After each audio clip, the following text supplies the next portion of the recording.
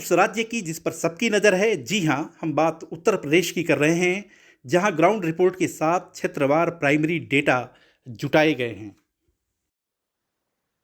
अजीत जी, अ, जी। ये बताइए कि जैसे अब तो नतीजे की घड़ी आ गई है, तो क्या लग रहा है वेस्टर्न यूपी में कि इस बार भाजपा क्या पिछले बार जैसा इतिहास दोहराएगी या उससे बेहतर प्रदर्शन करेगी, या फिर सपा को और कांग्रेस गठबंधन को फायदा होगा?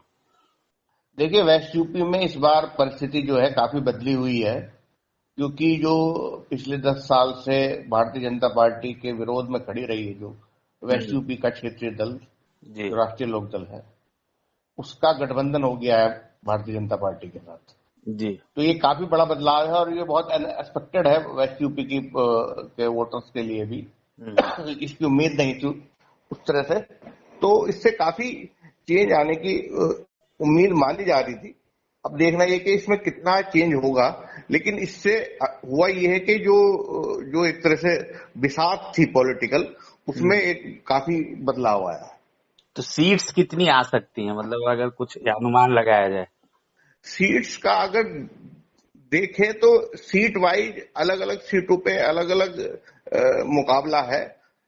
जैसा शुरुआती राउंड से पहले लग रहा था कि भाई बहुत ही एक तरफा सा चुनाव होगा, अल्टीमेटली वो उस तरह से एक तरफा सा तो होता हुआ नहीं दिख रहा है।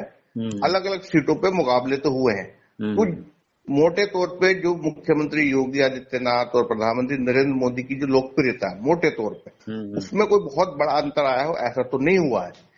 लेकिन अलग अलग सीट वाइज जो लोकल समीकरण है, जो भारतीय जनता पार्टी ने जैसे उम्मीदवार उतारे, जैसे मान लीजिए मेरठ में अरुण गोविल उतारे, जो बहुत पॉपुलर नहीं रहे वहां पे भारतीय जनता पार्टी कार्यकर्ताओं के बीच भी और स्थानीय लोगों के बीच भी, तो उसकी वजह से कई जगह, या जैसे कुछ जगह पर टिकट बदले, तो उसकी वजह से कहीं कहीं जगह पे मुकाबला बन गया। अच्छा। तो मैं ये मानता हूं मोटे तौर पर अगर वेस्ट यूपी में भाजपा अपना पिछला प्रदर्शन दोहरा ले, प्लस माइनस 2-3 सीट ऐसा हो सकता है, मतलब दो चार सीटों पर अच्छा, कई जगहों पे इस तरह से मोटे तौर पे पिछला प्रदर्शन दोहरा लेगी भारतीय जनता पार्टी, ऐसा लग रहा है।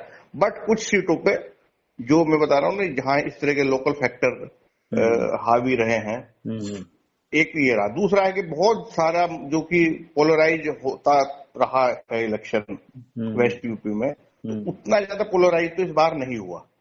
अच्छा। और समाजवादी पार्टी ने भी बहुत सारे मुस्लिम कैंडिडेट नहीं उतारे, और कई जगह जो बसपा ने कैंडिडेट उतारे उनसे भी विपक्ष को फायदा ही लग रहा है कई सीटों पर। अच्छा, ऐसा हो। हाँ, तो ऐसी कौन सी सीटें हैं जहाँ पे मतलब ये फायदा दिख रहा है? भाई ऐसी सीटों में अगर हम माने तो सहारनपुर ऐसी सीट है जहां फायदा हो सकता है।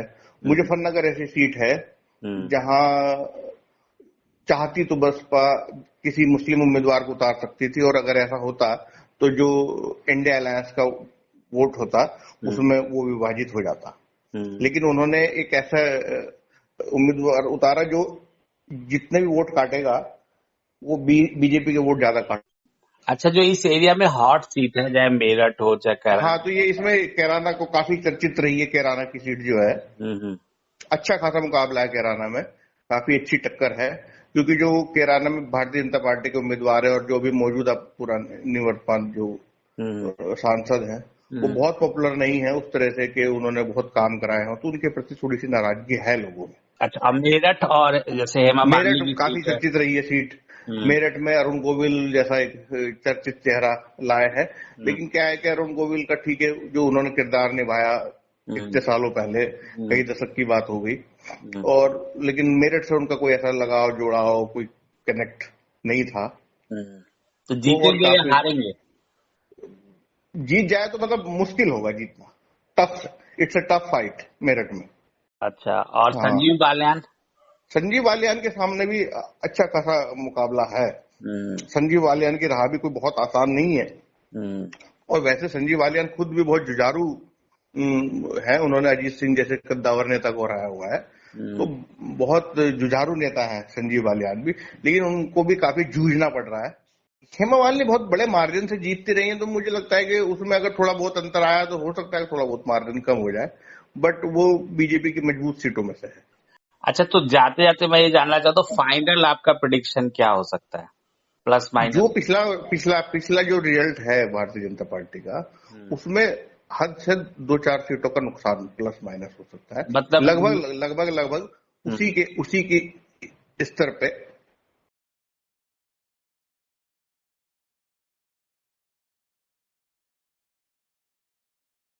कौमे बस अगर देखा जाए तो पूर्वांचल की लगभग 20 सीट ऐसी है जहां के हालात 2019 के आसपास ही है।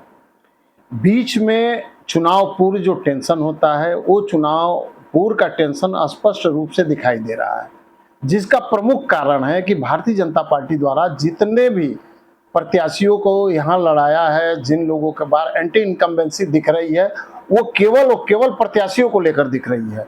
न तो कहीं भाजपा में मोदी के खिलाफ कुछ इस तरह का माहौल है, न तो योगी के खिलाफ माहौल है। जो भी अगर यहाँ कुछ देख रहा है वो स्थानीय प्रत्याशियों के जो दोबारा या तिबारा लड़ाया जा रहा है उसका एंटी इनकम्बेंसी दिख रहा है। इस पूरे प्रकरण को अगर ध्यान से देखा जाए तो भारतीय जनता पार्टी को अखिलेश यादव छकाने में कामयाब रहे हैं। याद करिए आप वो दिन जब अखिलेश यादव ने कहा था कि हम भारतीय जनता पार्टी के 21 सांसद मेरे संपर्क में हैं और उनको हम उन्होंने जैसे ही एक बयान दिया मीडिया को कि भारतीय जनता पार्टी के तकरीबन 2 दर्जन सांसद मेरे संपर्क में हैं, वैसे ही भाजपा में घबराहट दिखाई देने लगी।